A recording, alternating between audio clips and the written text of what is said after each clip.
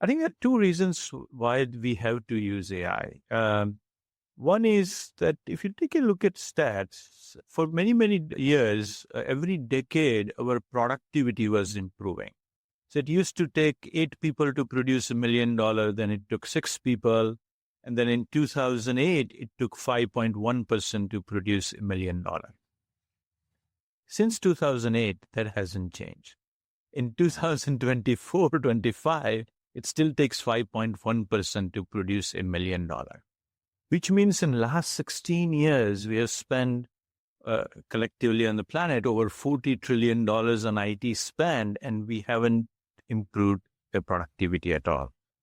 That's a problem. If you keep doing it, your business will not improve. Especially with aging workforces, right? Especially with population decline, right?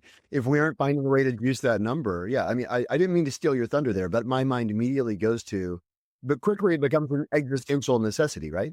Exactly. There is a second piece with a 3% declining workforce, right? So for last 2,000 years, the economy has been a twin plane engine. One productivity increase, and other is the more people working in the workforce.